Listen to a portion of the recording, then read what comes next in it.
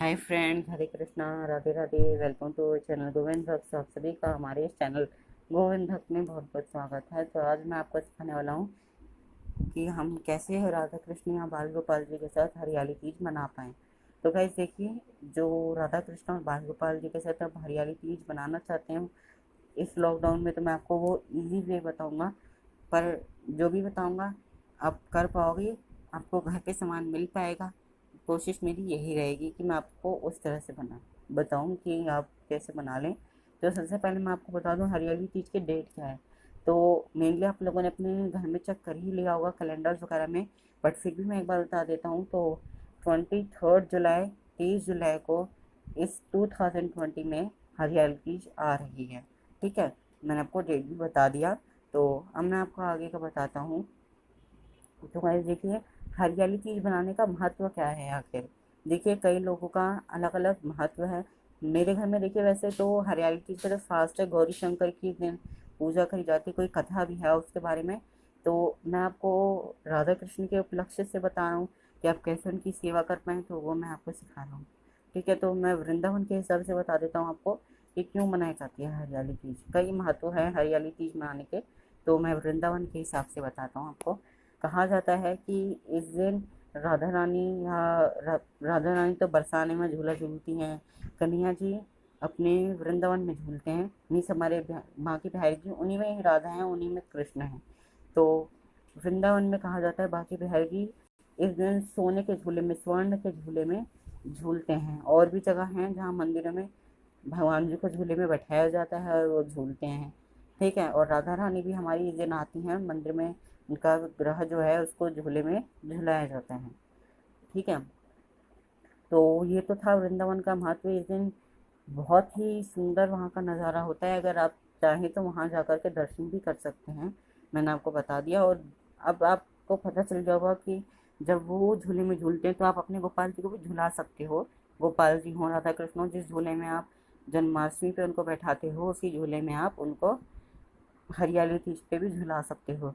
राधा कृष्ण अगर युगल वाले हों, मीन्स जो खड़े वाले भगवान जी होते हैं, बांसुरी बजाते हुए खड़े हुए जो होते हैं, कृष्ण जी और राधा रानी होती जो है उनके साथ, तो आपको बहुत सेफ्टी के साथ उनको झुलाना है।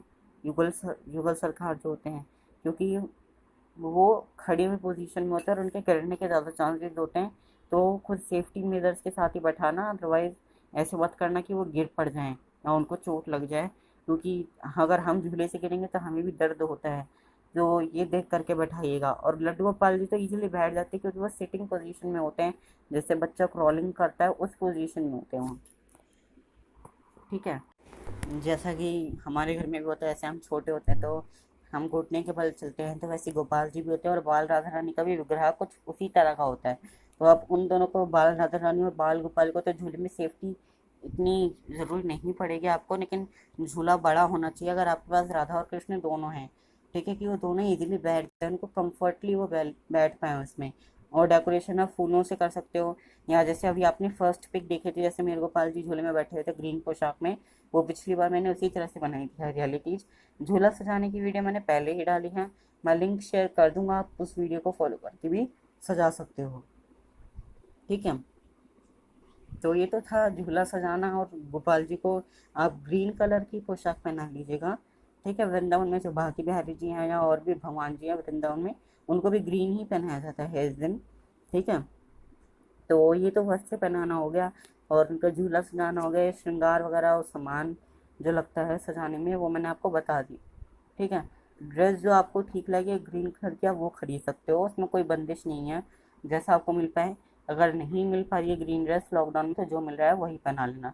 अब आते हैं भोग पे। तो देखिए गाइस, हरियाली तीज का जो बहुत ही फेमस भोग है, घेवर होता है। इस दिन घेवर का भोग लगा जाता है भगवान जी को। अगर घेवर नहीं मिल पा रहा है तो कोई नहीं, जो है आप उसी का तुलसी पत्ते के साथ चढ़ा दीजिए और ठाकुर जी से प्रार्थना करिए कि हे ठाकुर जी, हमारे घर में जो था, हमें जो मिल पाया है लॉकडाउन में, वो हमने आपको चढ़ा दिया है। आप तो हमारी जो ये अवस्था है इससे अनभिज्ञ नहीं है, आप तो सब जानते हैं। तो हे ठाकुर जी, आप हमारी जो भी भूल हुई हो, आप उसको क्षमा करें और इस तुलसी पत्ते के साथ आपको जो चढ़ाने हैं कृपा कर उसे स्वीकार करें। बस, ठाकुर जी आपके इसी भाव के भूखे होते हैं। और कुछ नहीं, वो भी जानते हैं जो आप कर पाए वो आपने कर लिया।